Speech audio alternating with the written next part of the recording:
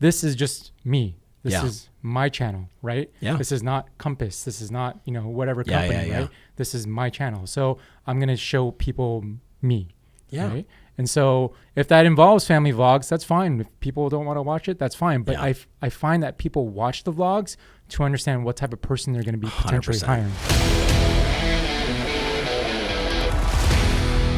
Hey guys, welcome back to the podcast. Today, I've got Chris Kwon, Hello, Compass hello. Real Estate. I almost said Huntington Beach. That would have been horrible because you're down the street in Irvine, California. I know. So Chris, for a lot of our community knows you, and you have graciously got up on stage and talked about video and talked about your experiences, and there's definitely like a love affair for you, like in our group. So first of all, like even hearing that, like I see a lot of stoicism, right? Yeah, No, I don't see a lot of like when I say that to you, what do you think? It's funny because I look at our ecosystem and I see a bunch of familiar faces, and I feel like it's more family, especially because you see a lot of people that you just interact with daily on social media. You see their families, you see what they're doing in their business. Yep. You talk intimately about the things that you're going through, even the bad stuff. Yep. And so when I go to the events, it just feels like at home. Yeah. Right. Yeah. But at the same time, you're learning, you're networking, you're collaborating. It's business, family, fun, and connection. So, so the point of our podcast today, guys, I have been watching Chris, and I can think of like multiple times where either I asked you to be on stage, or the day that it was like just randomly me, you, Christoph Chu, Tristan, Richard, a bunch of us just started talking video. This guy kills it on video. And everyone that knows me knows like I'm a super fan of anybody that is doing things that are creative, that are innovative, that are client-centric, that are willing to put themselves out there. And I see you doing it in a beautiful way. And unlike many, you actually film and produce and edit and do it all yourself. Is that still correct? Or do you outsource? Now I do. A lot of it was I was outsourcing and I was kind of filling in the pieces, but I wanted to know how to do everything. Yeah. And then now I'm kind of doing it all myself, but I'm getting to the point where it's creating so many opportunities for me where it's actually taking up a lot of time where I need to start outsourcing. So I've gone through this evolution. Yeah. But knowing how to do everything has put me in a position to hire the right people or outsource the right people. So yeah. So but for the people that don't know you, let's do a little backstory. Like, how old are you? You married, kids? Like who is Chris Kwon? Where were you born and raised? Was your aspiration to become a real estate agent? Like, give us the story. Yeah, no, I was born and raised in Arcadia. Yeah. So not too far from here, about an hour and a half away. Went through the entire school system there. California boy my entire life. Yeah. I tried playing golf.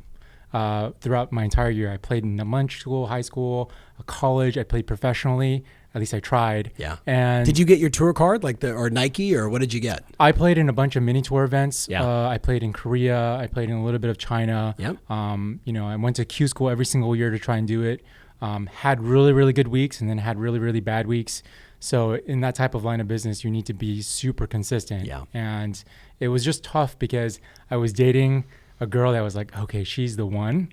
And, I was going through that transition of college to professional. And that's a big jump because all of a sudden you're playing for school and it's all free. And then now you're playing for a living. Yes. And so that big jump for me was, okay, now I got to support a family, right? Thinking about it. And so, and then just kind of fell off that and decided to do something else. So in transition, I decided to pick up a couple of part-time jobs, worked at a restaurant, and just really couldn't figure out what I wanted to do with my life. But my parents were brokers. Mm-hmm. They were brokers for like 20 years. And in Arcadia? In Arcadia, but then they moved into like K-Town in LA and started selling businesses. Yeah. Smart. And so my wife, or my girlfriend at the time, who's my wife, was like, why don't you get into real estate? And I think I was at such a low in my period of my life, not in a bad way, but just didn't know what I wanted to do. Sure. That real estate was like, okay, I'm doing it. And I bought my books, and literally within like 3 or 4 months, I had my license. I was off and running, and I haven't turned back since. How long ago was that? That was 2012. Okay, so this is super fresh for you still. Yeah. So give us the trajectory of your career, because we're only talking, it's 2020, we're talking 8 years in the business, maybe 7 years full in the biz. Like, tell us about the first couple of years, and then we're going to get into like 2016 and the evolution of Chris Kwon that we know on video. Yeah. So I started off my real estate career working with another person. So I teamed up under somebody who I was mentoring under, and I was basically on a 50-50 split with him. Yeah. And he taught me everything that I know about business, like about real estate. And the only thing I wanted to know from him was teach me how to read between the lines. That's all I wanted to know, because everything else I could figure out. I know what that means, but I have my own interpretation. What does that mean, read between the lines? So helping me figure out what somebody was trying to tell me, but not really telling me. Yeah. Right. So all of the stuff that, like, in terms of like negotiation, like what is this person actually trying to accomplish by telling me this or doing this or reacting in a certain way? And he would tell me that all the time. He would just tell me the truth of it. Yeah. And so within 9 months, I figured out how to be, in this business, to survive in this business. And I kind of went on my own. I went off and being on my own agent. And were you in Irvine at this time? Or did no, you? I was in, at the time I was with Century 21 in Anaheim Hills. Yes. David, I'm now spacing on the owner of the company. Yes. David and his brother. Yes. But his brother Phil is now in New Mexico and, playing music. Yeah. So I was with that company for the first year, worked on a small team as well. So I had a bunch of different agents who were brand new in the business. We door knocked every day. We did role playing. We had a schedule. And then literally at 2:00, go do whatever you want. Like it was like 8 to 2 all day long. Were you in the new agent test office, like where like everybody had like a little cubicle? And I mean, what you just described, like we set that up in like 2000. Okay. Like it's so they had, I know they had it going then. Does that sound familiar? Like were you with a bunch of new agents I was all with at the same bunch time of new agents, yes. And you had to graduate out of that office? It wasn't more of a graduation. They were forming a team. Got it. Yeah. And so we worked out that way. But a lot of those people aren't even in the busince anymore. Yeah. There's a couple of them that still are, but most of them kind of fell off and started doing something else. So why did you make it? I would say a lot of the things that I learned in terms of playing competition sports helps me get through that. Big right? Time. I was also in a fraternity and went through the first year of pledging, right? And I understand that. I did, my parents got me into martial arts, so I understood discipline and I understood respect and getting through things. And I think getting through the grind of being a professional golfer was tough because you have bad weeks and you have to really reset the next day. Yeah. Or if you're on a hole where you just know that everything's going to go wrong, how do you reset and make sure that the next hole isn't that way? So I think a lot of that it was ingrained into me. And then when I came into real estate, a lot of the habits that I had in terms of things that I was doing every single day in terms of habits just translated over into real estate. Discipline, preparation, practice, know your sport, know the field you're playing. All those things apply to real estate. Right. And I think that's why a lot of the people that come from a corporate background do really well in real estate because they have structure. Yes. Right. Yes. And I think most people that get into real estate, I wouldn't say most people, but you have those one-offs, right? People who are just getting it because they want a part-time job or maybe they have a part-time job and this is something that they just want to do on the weekends or something. Sure. So, but the people that really are successful have the systems in place and have the habits in place that I think I had playing sports. I agree. Yeah. So when did the business begin to take off for you? Actually, the first year was phenomenal. I sold 25 units. I immediately went from making, $20,000 a year, 6 digits in the first year. Yeah. And that's even after a 50% split. That's game changing. Yeah. So that changed my entire life. In that first year, we did a dream board. I didn't know what a dream board was. Yeah. Right. So we spent literally 2 days like clipping all these magazines and putting all these things on a piece of paper on a presentation board. Yeah. And after the first year, actually after 10 months, I completed everything. And what was on the board? All of that included actually getting an engagement ring. Yeah. Engagement ring, and then paying for a wedding. Yeah. We had an expensive wedding too. Yeah. Very expensive wedding. So year 100 grand, all money spent. Oh yeah, it was gone. It was gone like that. Yeah. So what happened in year 2? Year 2, because you were married, right? Going into year 2. Yeah. Well, I mean, after I left that situation with that mentor on a 50% split, I knew that if I had something, I had the similar year the next year, I could make 50% more. Yeah. Right. So that was in terms of being mathematics, it just made sense. Right. Yeah. So I went off on my own, started working at a company called The Boutique. Yeah. It was a small boutique. Yeah. And Raj. The guy, Raj. Yep. Big person on video. Right? I know. And at that point in time, nobody was doing video. Yep. And so I would say a lot of the influence that I had in video that I have now kind of stemmed from that, being around that. Yes. Right? Because he was doing video at a time where people were like, I'm not spending money on that stuff. Bingo. Right? Yeah. Why should I do that? We're talking 2013. Yeah. Yeah. Right. Yeah. Like, it was still not, it's still not the way it is today. And it's still not even where it should be in our industry. Right. But at least now there's so many people that are doing it that are making it like more legitimate. Right. Real. Like it's like, this is a must now. Right. Okay. So 13 is going, 14 is going. When did we meet? When did you first come into the community? Probably 2016, 15 or 16. So I've been in the ecosystem for about 4 years. Yeah, so about 15. Okay. Yeah, and I told this story at a conference once. They had me up on stage, and I told myself I would never sign up at one of your events. Yes. Never sign up. No, not your events, but like just ever. Buffini or whatever, right? Yeah, all these other ones, right? So Yeah. I didn't want to sign up at the event because I didn't want to be suckered in. Yeah. And so got to a point. It was at the end of the year. I was looking at my numbers. It was kind of just plateauing a little bit, and I was like, look, I need to. If I'm gonna have a kid, I need to support that kid. I need to have a really breakthrough in my career. And so December rolled around. I called in. I said, I'm signing up. And they gave me the price, and I was like, damn it, I should have signed up at the event because it was cheaper. Was it? It was cheaper. Oh yeah, it was love cheaper. that. I love that you paid more. So That's I know. good. So I paid a little bit more, but it worked out. And so I've been here since, and haven't looked back. It's been really good. So let's talk about video. Like we started this by saying, you obviously had some skills, so you were doing it. No, you outsourced first, then you learned, and now you're considering outsourcing again. Right. So when I was at the boutique, we had a videographer on staff. Yeah. And he produced all of our videos, and all we had to do was work with him on storyline. Yeah. Because a lot of that stuff was like, hey, what kind of story can we bring into the lifestyle of this house? And so we worked with them, and through those pains and frustrations, I was like, I need to learn how to do this myself. It was just they were getting too busy.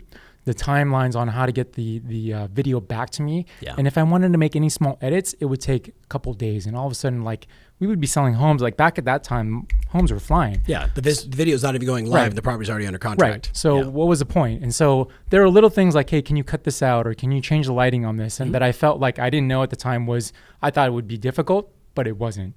And so I started to learn all this stuff just kind of by curiosity, and YouTube was my best friend. I learned everything that I know about on video on YouTube. Yeah. So just watched video after video after video, and then all of a sudden I was making vlogs for my kids. Yeah. And as soon as I felt comfortable enough to actually put it into my business, I did. But it took me a long time to actually get there. Why is that? I didn't feel comfortable with what I was making and then what I wanted to put out. Okay. So there was a certain standard that I at least wanted to get to, at least understand. And I don't think I was there yet. Do you think that's different from the person that just says, I'm just afraid to be on video? Like it's still a fear, like the fear of this doesn't match my self-identity, the standard that I have, versus the fear of just, I'm afraid to be on camera. What if I say the wrong thing? Right. No, I think everybody has a certain level of fear. It just depends on what it is. For me, it was production quality. Yeah. So I didn't want to get to and I would get to a point where like the audio wasn't really good. How can I figure this out? Or the lighting wasn't really good at this. What should I have done with that? And so I started to get really curious about it. And the curiosity was really what kind of like, got me out there and really, really learned to figure out how to do everything. So do you advise that for an agent that's watching or listening to this right now? Like, should they go get Final Cut Pro or, some other piece of software to start doing it themselves? Should they spend their time there? I think it's important to figure out what type of person you are. Like for me, like arts, like I got my degree in art, right? Communications, graphic design. So for me, it made sense to do that. Yeah. For a person who doesn't really enjoy that stuff, I wouldn't do that, right? Because it's just a waste of time. There's tons of people that says, I don't want to know how to do this stuff. Yeah. Right. Just like you. Like I don't care how you put all these videos together. I just just want it done. Exactly. Right. So I think you have to figure out what type of person you are, and then figure out, okay, well, if you are that type of person, then go ahead and make stuff on your own. Yeah. Because there are things that I can do in my videos that it would take a lot of time and edits and changes for another person to do, because you're communicating what you have in your mind to somebody else, and they might not know what your vision is. Yeah. Yeah. So do you have a process for that? I mean, for someone that's maybe working with an outsourced videographer to be able to like storyboard, here's the concept, like what's your process to have a very clear description of the end result you want, the finished product? Yeah. So in terms of the process that I'm going through now is figuring out, okay, who has the skills in order to accomplish what I want. But then once I actually find that person, is then just showing them the videos that I have, and hey, this is the type of video that I want to produce. But also being open to suggestions, like, hey, what do you creativity think I could do to make this better? Yeah. Right. So I think it's important to like also change, like, not evolve, adjust, evolve, innovate. Of course. Yeah. Yeah. And so as you can see, like from the first videos that I've done to the videos I do now, they've changed dramatically. Yeah. Right. And so I think that's important to just always kind of keep your mind open, and be, palatable to be able to learn other things. 100%. So by the way, I asked him to, email us like your unicorn, like you think your best video ever, and your donkey, which we all have that video that we're like, oh my God, I just wish I could just take that off. But we just don't. You have to keep it there. I think in my mind, you got to keep it there to know, hey, there's lessons learned in that. So let's just jump into it really fast. So I don't know how you guys will figure out all the magic here, but I just want to look at the donkey first. So let me get some volume up here. So for my friends that are listening on the podcast, you might want to sometime watch this on video as well, but I'm sure you'll be able to hear this. So here we go. Hey, we got one of the best electricians that you can find in Orange County, Anchor Electric. We got Rob, the owner, over here. Here is his business card. So it sounds like a rap video, right? Yes. So why was that a donkey? It was one of my first videos, and I was super nervous to do it. Mm-hmm. And I didn't know, I was like, hey, you want to be on a video? And the guy said yes. And I was like, he said yes. Oh no. Oh no. Oh no. He said yes. Now what? I was going to do it where he left and showed the business card, but he actually said yes. So I had to actually be up there and say what I needed to say, but I was super nervous. I wasn't even looking at the camera hole. Yeah. Stuttering. And so I look at all that and go, okay, cool. That's where I started. And so I always think about that first video and, go from there. Yeah. But you know what I love about that is that to me is just raw and real. And you would call that a donkey because of your standard. I would call that a pretty typical video you would see on Instagram stories of just, hey, oh, look, I ran into Tristan Ervin. Hey, what's up, Tristan? It's a shout out to, a buddy of mine, whatever, yada, yada. So I don't even know why do you call that a donkey? For me, it is. It's one of my first videos. That's kind of where I started from. So, that's for me, that would be it. Okay. Well, this is going to blow people's mind because when you go from that to this, so set us up. This is a listing video. Yeah. So I did a video with my daughter before. Yes. And that's when she was younger and I had my son and I wanted to do a video with him. And I actually want to keep doing videos with them yearly so that I can see their growth. Yeah. And just kind of go back. But either way, I had this whole house to myself. It was vacant and I created the storyline and I was like, look, I just wanted to create a video with my son and, go from there. So it was a very fun video. He had a lot of fun being there and he was just kind of crawling. He didn't know how to walk yet. Actually, let's watch it and then we'll talk about it. How long is this video? 2 minutes. 2 minutes. All right, let's jam.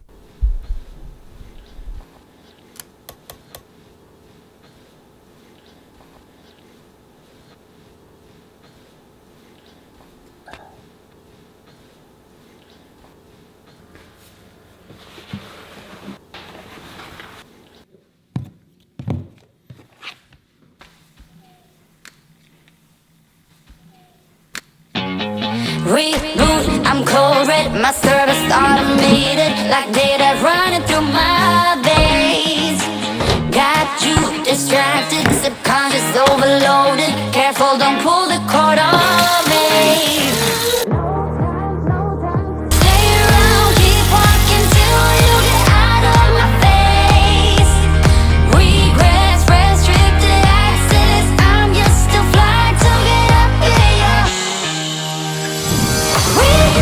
Discharging, I can't waste my time with someone slowing me down, down, down, down. So high, I'm floating, I'm shining in my prime. Start rolling over 'cause you can't take my crown. I'll always be 10 feet off the ground.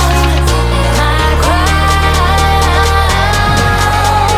I'll always be 10 feet off the ground. Can't take my crown. Can't take my crown.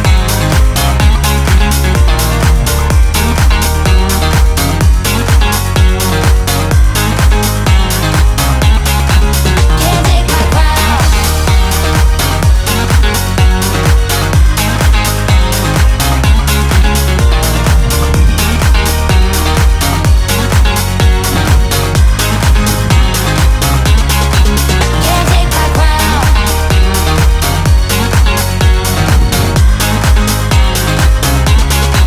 Can't take my crown.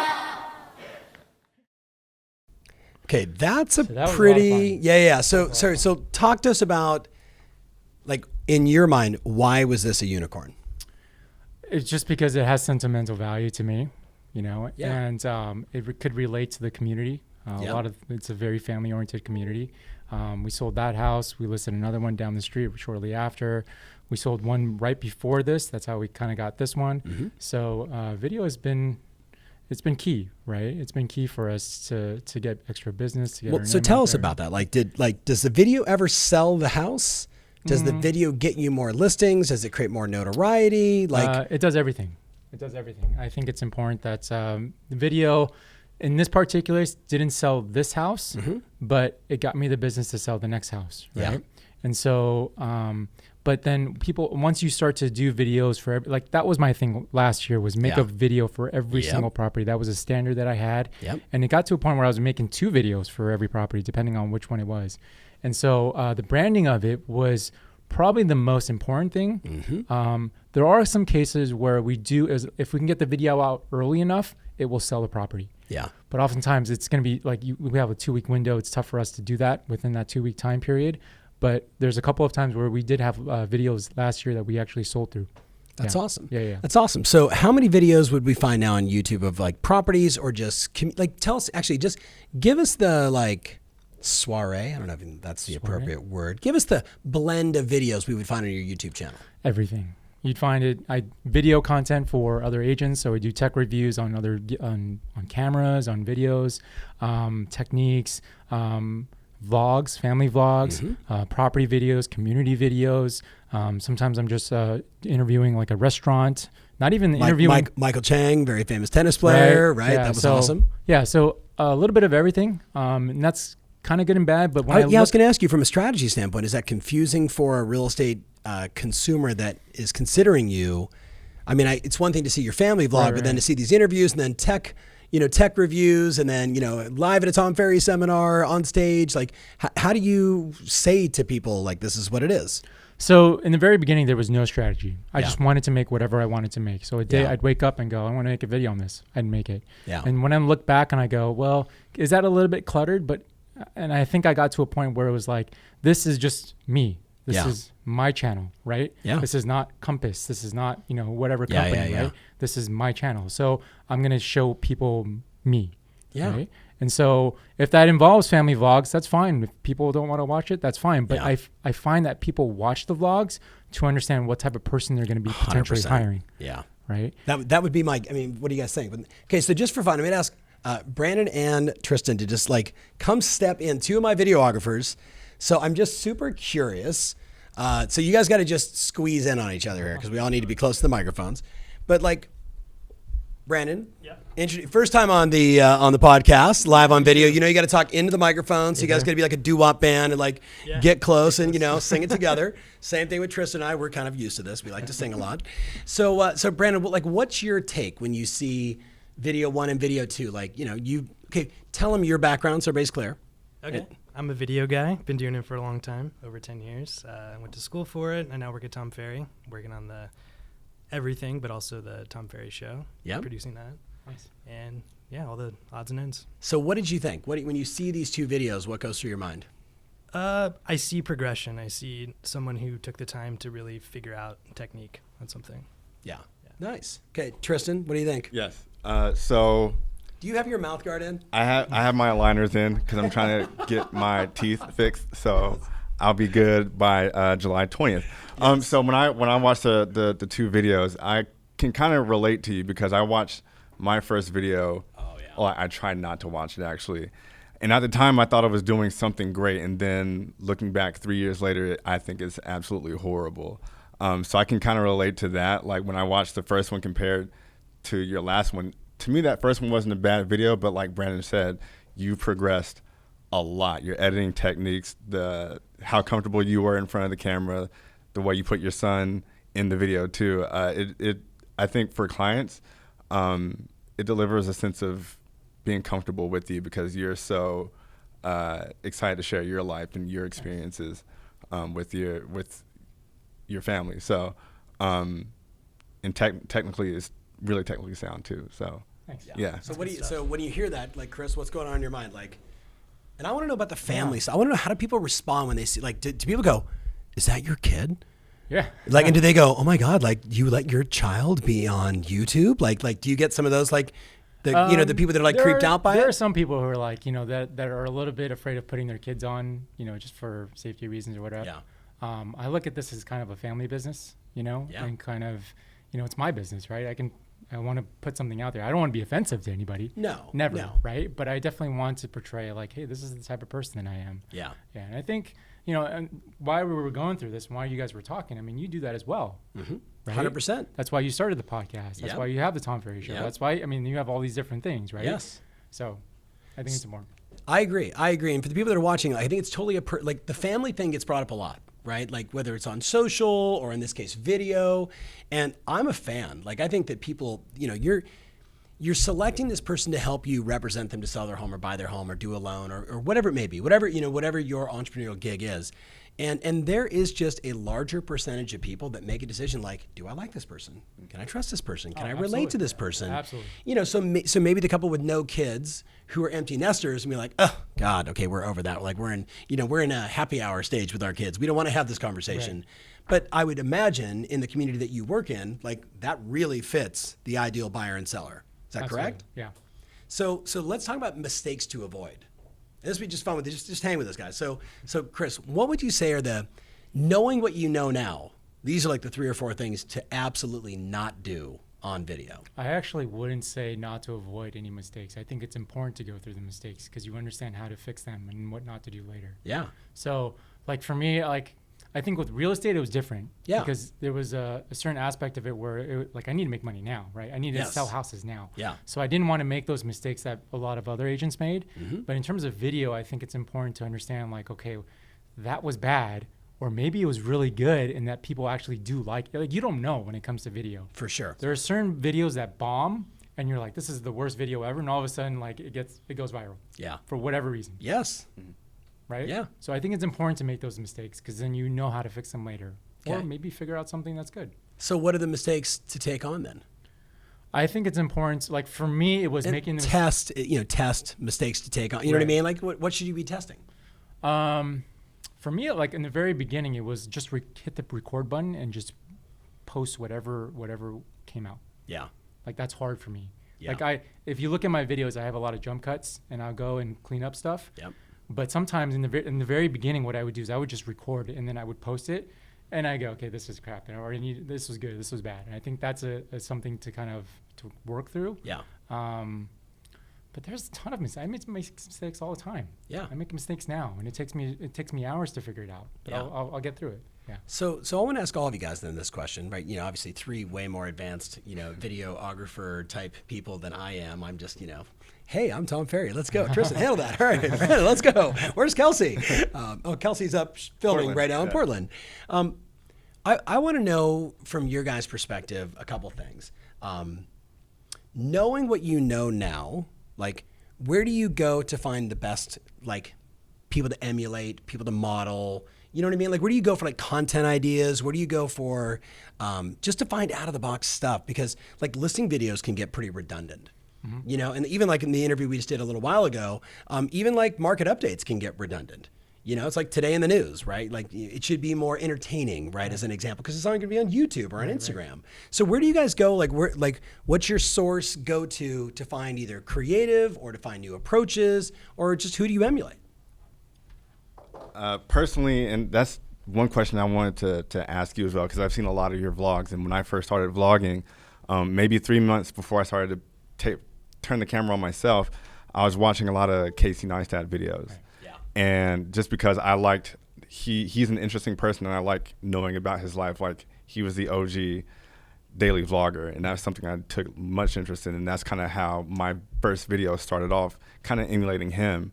And then for fresh content, for something new and something that's like a YouTuber that's constantly innovating is Peter McKinnon. Right.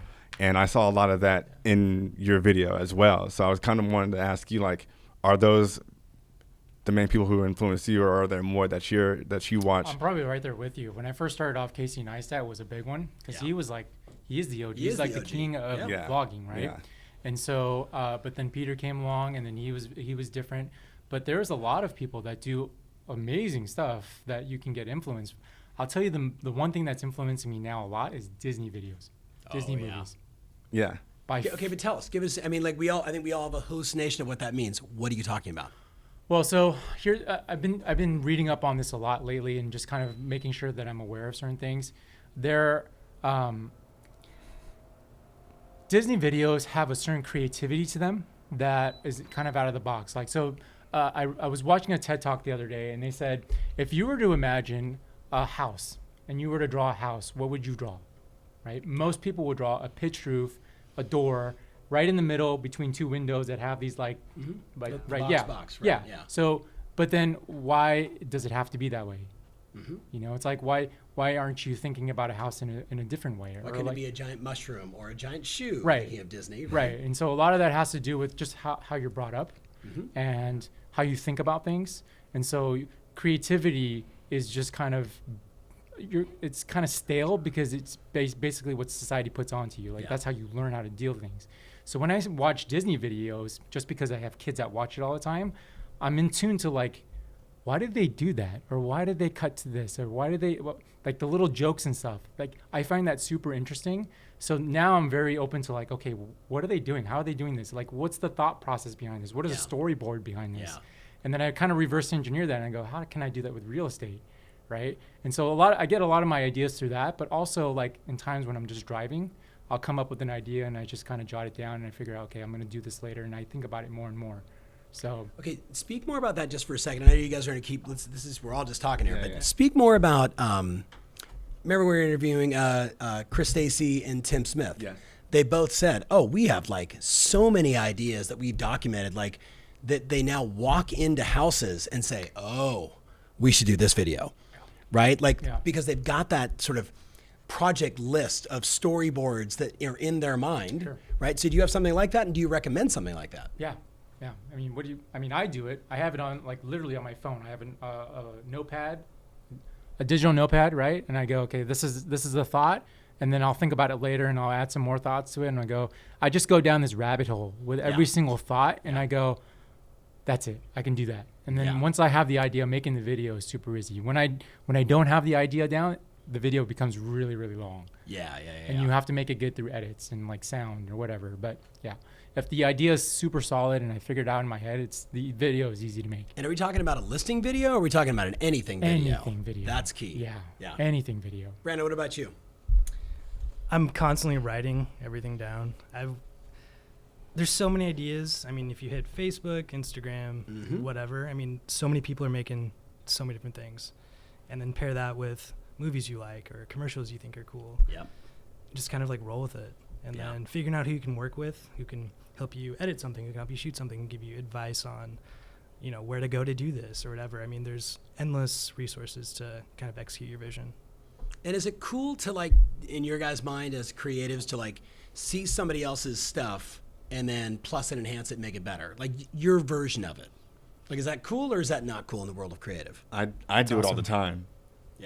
Like again, mentioning Peter McKinnon, like he did one video where it was like the Nightcrawler effect, where he would jump out of the frame and he would just disappear with a thing of smoke. And so I took that, and his was more so of a storyline. He wasn't showing people how to do it.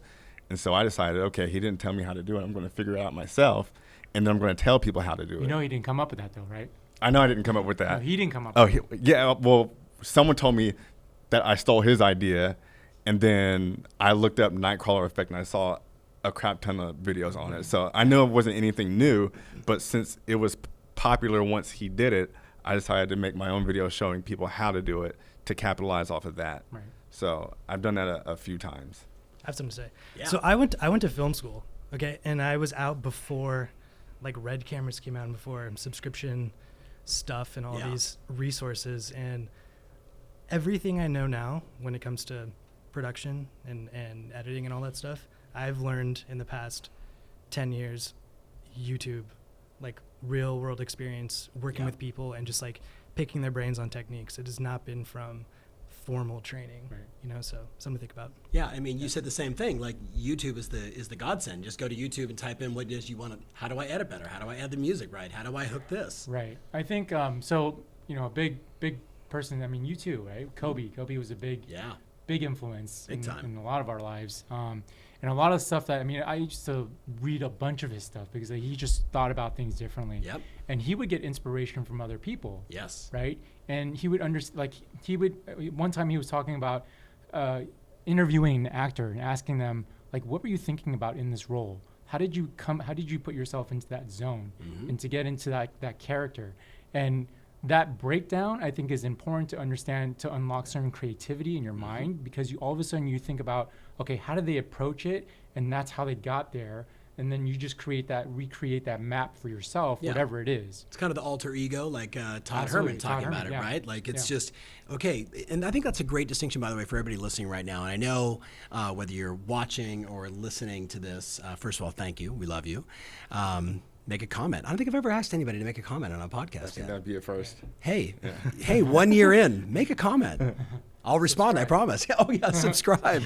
But there is something to that, like the whole fear and anxiety thing around shooting video, like watching you dance in that video. Like I'd assume you have some moves, but like your moves were pretty sick. Like you were pretty smooth. Like did you have to it was a camera, you had to shoot it 93 times.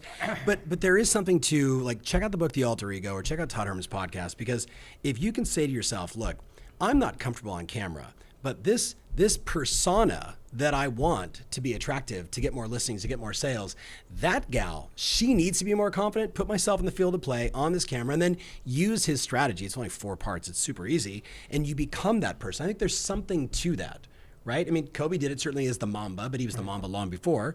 Did you do a little of that for yourself? I mean, did you have some I'm uncomfortable and then you got comfortable? So yes and no. That was an interesting speech, because after that, it got me really in tune to watching certain people interview on TV. I don't know, for some reason, I've been watching a lot of UFC, I usually watch a lot of basketball. Yeah. But if you listen to their interviews during and after fights, or even before fights, they are very aware of this alter ego. For sure. Which I had no idea, like, people were actually Jones, thinking about McGregor, you can go to males, females, right on down the line. The interview persona versus the post-fight persona. Totally different people. Did you see the recent fight with McGregor? Yeah. Right? Oh, yeah. And he had Tony Robbins in his corner. Yes. Right? I had no idea about this. I saw it after the fight, and I was like, that's interesting. And it got me to really think about, like, okay, he talked about his mental health and how sharp he was. If you saw his fight, he was super sharp. Yep. Right? And his mind was very clear. And I've been thinking about that a lot. Just how do I make my mind as clear as possible, through sleep, through exercise, through whatever.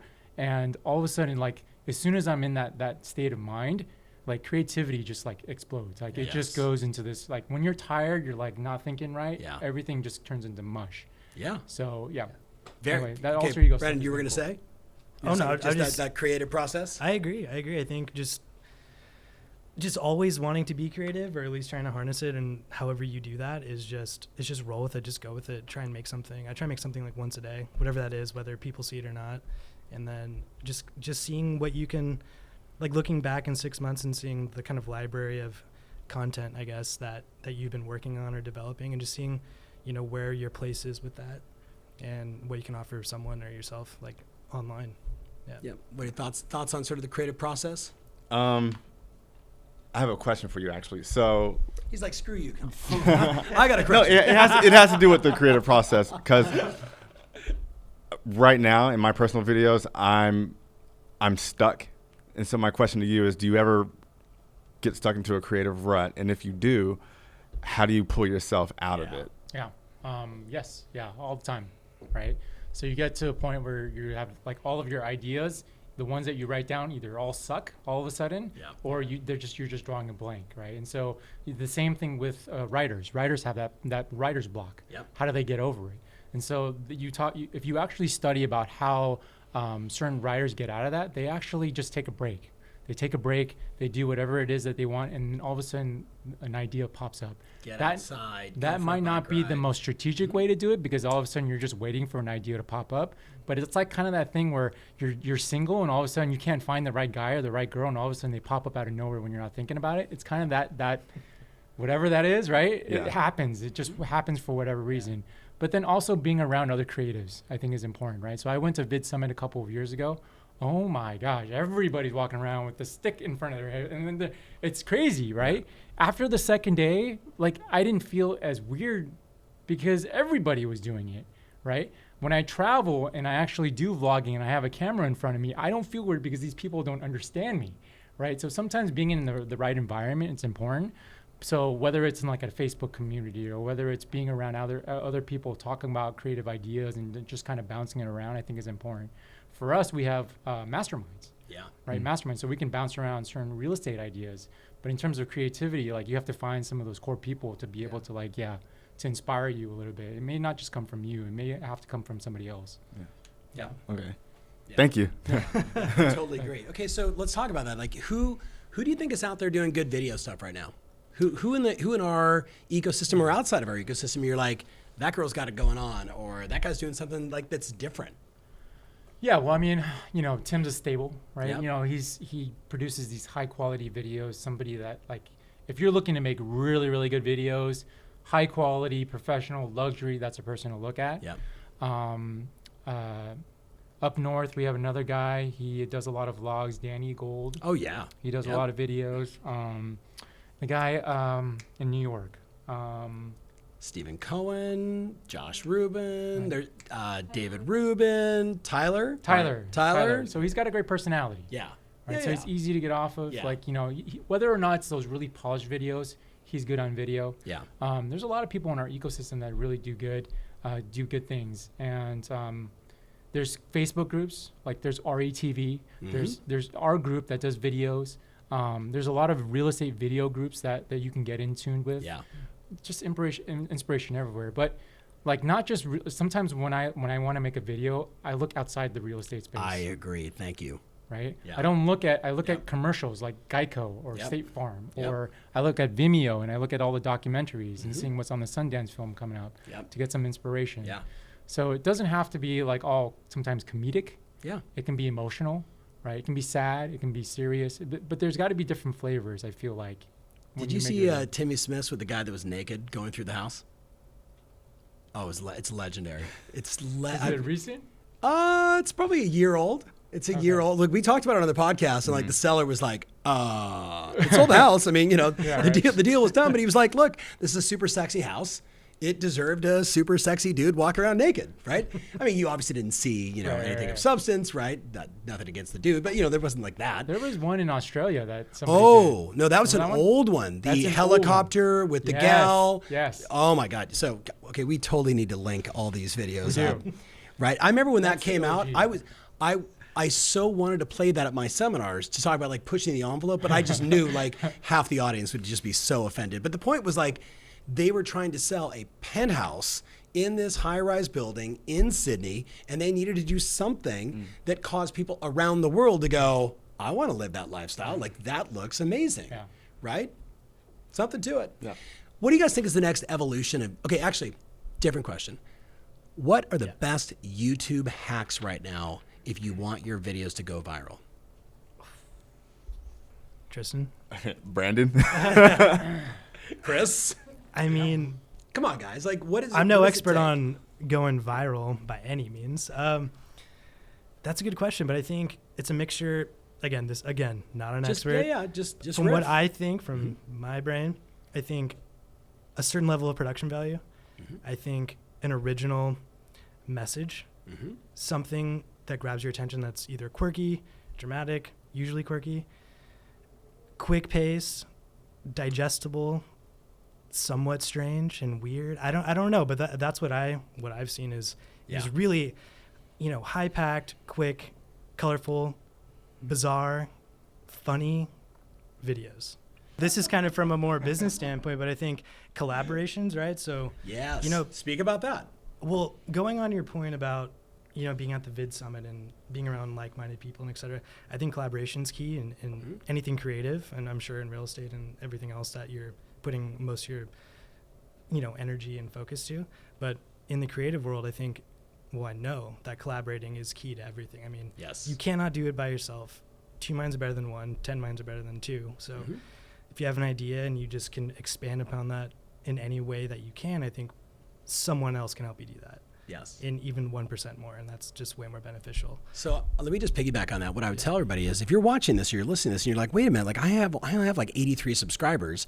Well, Chris has got 117, and the odds are none of those are your subscribers also. So even collaborating with people that are getting started is better than always going solo, right? That's also why like interviewing people, like you're a real estate professional. You run into, you list the mayor's house. Like you meet these people, and mayor, influential in your marketplace, maybe not in politics, but you know what I mean? Like, tell us the order. Like, so you interviewed Michael Chang, who's the very famous tennis player, another Bollettieri guy, by the way. So like, I got a lot of love for him. How did that come about, and what was the impact? Because that's a good example of collaboration. Yeah, so in that particular case, we needed to sell a home in an area where, luxury real estate was really tough, especially over that $5 million price point. Yep. So we really wanted to utilize everything about the property, but also wanted to utilize his influence to sell the property. Yes. So we had targeted several buyers or categories of buyers in different areas and regions, and also price points and stuff. And we felt like, okay, if he was comfortable with it, to get his name on the video to show and push it out a little bit. So that was nice. So just to kind of sit down with him, because you haven't seen him in like a really and nothing really, right? Yeah, he's been MIA. He's been pretty quiet for the most part. He's a coach now. He coaches the #1 Asian player in the world, and so he's really kind of just been behind the scenes. In the tennis world, people know who he is, right? He's still active in there, but really kind of removed himself from the spotlight from the rest of the world, and so wanted to recapture that a little bit, but also show them a property that was kind of where he grew up, and so that was the kind of the influence behind it. And it got a lot of views in the areas that we were targeting. So, So when you say target, like what does that mean? I know what that means, but explain to the person that doesn't know what that means. What does it mean to target on YouTube or et cetera? Yeah, so for us, like in that particular, so for the real estate side, we wanted to identify potentially who are going to be the people that are going to buy this house, and where are they going to be coming from, and what status are they going to be in, and then we reverse engineer the marketing, right? And so we targeted it in a way where that gave us the idea of like, okay, we're going to use that data to create this video and then distribute it in this area over here. And so for us, once we created the video, it was just a matter about distributing and targeting in the areas that we were focusing on. Was your distribution through YouTube, Facebook, Instagram, LinkedIn, all the above? Yeah, everything. So like Facebook, obviously, and then anything that was measurable. Yeah. Right. So YouTube, using TubeBuddy or anything, or vidIQ, something along the lines that help you track it a little bit better, help you optimize it. So you're creating the right tags, using the right keywords, using the right phrases throughout the description, and then being able to do that with Facebook too, and then retargeting them, getting them to a website. So it was all digital. Everything was super digital. Yeah. And so that was the strategy behind that. And it's tough to sell real estate at that price point, you know? So it's a unique property at a unique price in an area that, like it's the highest, price in that neighborhood, right? So switching gears, but staying on kind of this SEO conversation, like what's all of your opinion on spending money on YouTube today? Like what's your take on that? If you have a limited audience, I think you have to pay. Yeah. I think there's no choice. Yeah. Because all of a sudden you need to, getting subscribers takes time. Yep. Right. Unless there's some reason something happens in the world where all of a sudden everybody knows who you are, you have to spend the money to get there, and then while still building your influence and getting subscribers and stuff like that. So, I think you have to pay. I think especially with so much noise that there is out there. Bingo. Yeah. There's for Ervin listing videos. Yeah, well, I mean, or anything. Well, anything like just being on Facebook, right? Yeah. They went from Instagram was like, what is it? It went from like every 7 posts to like 4 posts now. Like you see an advertisement, and like you can just see how many people are spending more and more money. Absolutely. Right. And then that's why that TikTok is so important now, is because there's not a ton of advertisement on it. Right. So I think it's important. Okay. You got any thoughts on advertising now that I've beat up Tristan over here? I think if you've got the money, just let it rip. Just advertise. Do it. It can't hurt. Yes. Yeah. Especially if it's an appropriate arbitrage of spend $1, make $3. Spend $1. I mean, that's the entire infomercial business. Yeah. Right. Like they spend $1, they make $1.25, and they'll put $30 or $40 million a month into that to make 25 cents. Agreed. I mean, it is a no-brainer, people that are not paying attention here. But I think that's also part of like getting videos to go more viral, getting more views. I think you got to spend some money there.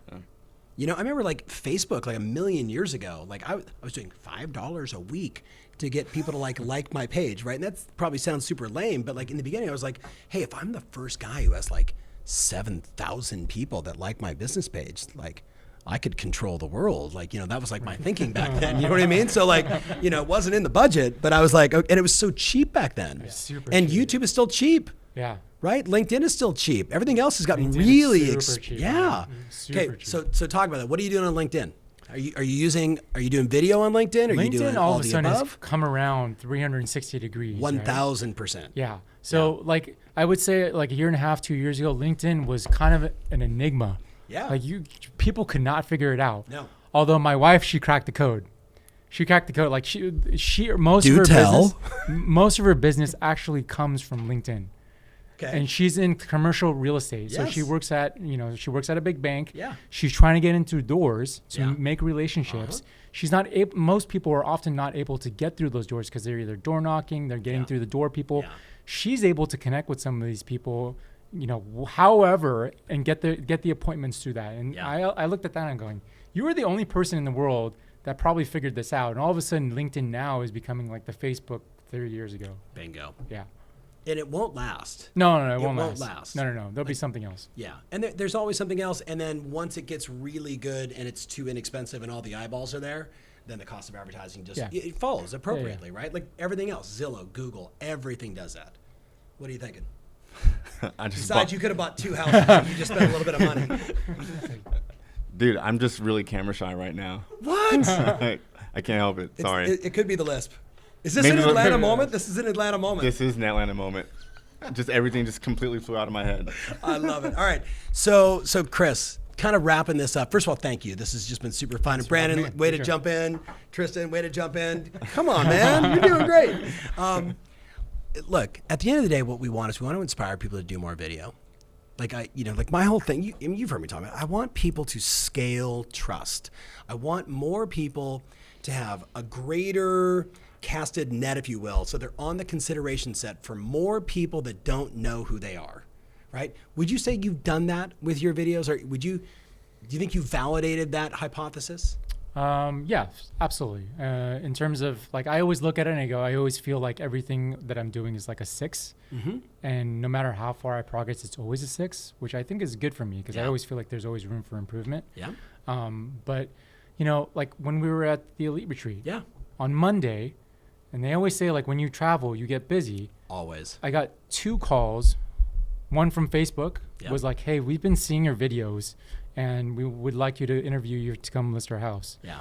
1.5 million, right? Yeah. And I get a call from another guy who saw my videos from Florida coming in this Saturday to go look at houses, same price point. I'm like that stuff, like if I didn't put those videos out, I wouldn't be getting some of that stuff. So a lot of it is kind of that, like you put it out in the world and hopefully it comes back to you, but then you have to be smart about optimizing it and putting it in the right places and being smart about how you put things. But like I find those type of people I really enjoy working with because they already kind of know who I am, right? Yeah. And it makes my life so much easier and I don't have to work with those people that drive me crazy. Yeah. And it gives me options. At the end of the day, it gives me options on who I want to work with and who I don't want to work with. Yeah. And I think that's what's really liberating for me.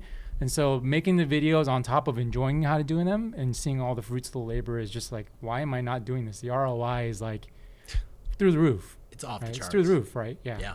I had to, do you remember we did the Century 21 Redwood event last October, November? We're doing the planning session. Big shout out to Eddie, Sean, and Nick and everybody there. And this gal walks up to me. We're writing their business plans. And she raised her hand and she's all excited. She goes, Tom, I got to share something. She goes, I wrote the plan last year as a brand new agent. I wrote down, I'm going to do 25 transactions and I'm going to, whatever the volume was, like $12 million in volume, and then like whatever the commission was, right? And she goes, and look at this. She goes, I'm basically 1 transaction shy, and we're in November, right? I'm 1 transaction shy of my goal.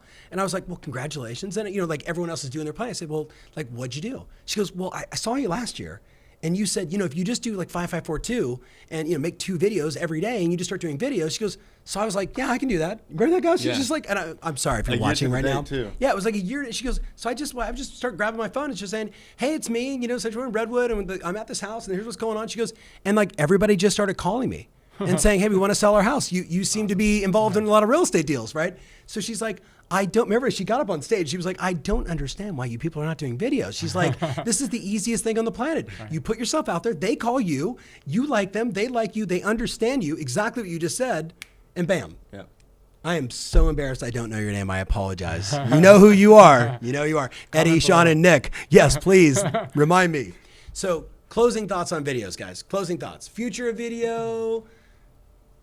I always tell people. Future of teeth with mouth guard. I always just say, just start. And that's another thing I wanted to say to you. Just start making videos, no matter how nervous you are, like I am right now. Yeah. Just start, because you can't progress if you don't put out your first video. So that would be my first thought. You put out your first video, and then like a year later, you're still making videos. You look at that first one, you'll realize how far you've come. Right. And that's motivating within itself. So I agree. Brandon? I think videos are absolutely everything. I think you just need to embrace them, whether you like them or not, no matter your age or generation or experience or level of creativity or business savvy. I think it kind of interrelates to everything we're doing. I mean, everyone watches videos. If you have any sort of internet connection, you're watching videos. And so just have a healthy awareness, keep creating, and use it to its fullest. Yeah, I think it's important. Like, I don't think the question should be whether or not you should do video. I think that it's obvious, right? Yep. I think it's just important to figure out what type of role you want to play in it. But be the maestro, be the person be the director of it. Let yourself be funny. Let yourself be immature for a second and think about an idea, and then just kind of build on that idea. Collaborate with other people on how you can build that idea and be excited about it. And I've seen people who are just so afraid about doing videos because they're afraid because their idea is not good, or their execution is not good, or they don't have the right equipment. Put that all aside. If you actually get to a point where you have an idea and you can actually solidify that idea in your mind or within your group, it makes it so much easier for you to execute that idea and just go out and do it. And then once you get the ball rolling, 1, 2, 3, 4, 5, put all your money into it. Try and see how much you can get out of it. If you can put $100 to it, is it going to create you $300?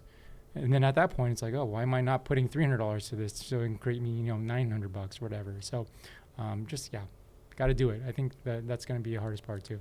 So I'm going to take you guys a totally different direction. You will appreciate this because you have kids. No kids. Puppy and cat do not count. Sorry. Okay, it does count. He's got 2 bikes. Yeah, but he does have 2 bikes.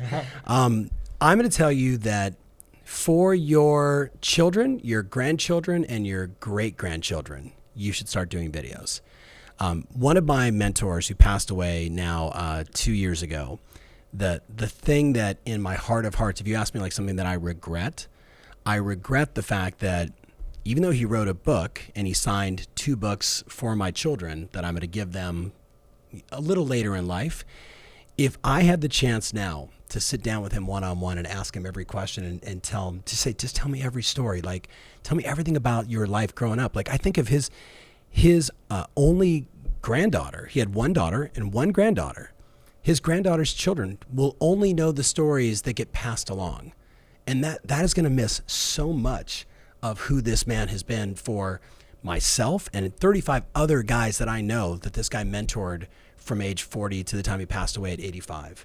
Like, so I know it's kind of a deep and heavy thought, but I really want you to think about like your life has so much meaning and there's so much fabric to who you are and not just what you do, but like how you exist, the impact you make, the church you go to, the gym or the life or the whatever, and the family and the children. Like if not for your clients or for your business, do it for the people that you love. Like think about just grabbing a camera and just start documenting like, I don't know, what happened to you this week? Like what were the highs, what were the lows? Like, or maybe start thinking about your unborn grandchildren or your great grandkids. What are the most important values you want to pass along? What are the stories about your family that you want to pass along? Like just even like as a dad, like you don't like you're right. Doing that. Yeah. Like my entire life is on video. Like my grandkids, if I passed away tomorrow, not going to happen, but just saying, not intent, but like they would have a sense of who Tom Ferry is, right? The family man, the business guy, all that stuff. Yeah. And I would just challenge like, hey, this is the way of the world now. Like, what are you going to do? Resist television? Like, you know what I mean? Like this is the world, right? So it's not the question of if yes or no, right. But I would ask you to think about it differently. Think about your legacy. Think about the story of your life. Think about how you could capture that, whether you're 15 today or you're, 65 or 75 or 85. Get the best of you on video so everyone in your family has it forever. That's what I would share. I love it. Cool. I like it. Hey, thanks for watching and listening to this podcast. Follow Chris Kwon. Brandon, what is your Brandon? Is it _?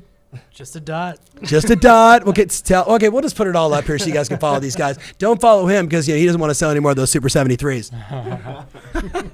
All right, guys. Thank you so much for watching. Chris, thank you so much, man. Thank you for sharing. B-Money, appreciate you, buddy. T-Money, that was super good. Brandon and Courtney back there making it all happen. All right, we're out, guys. Thank you.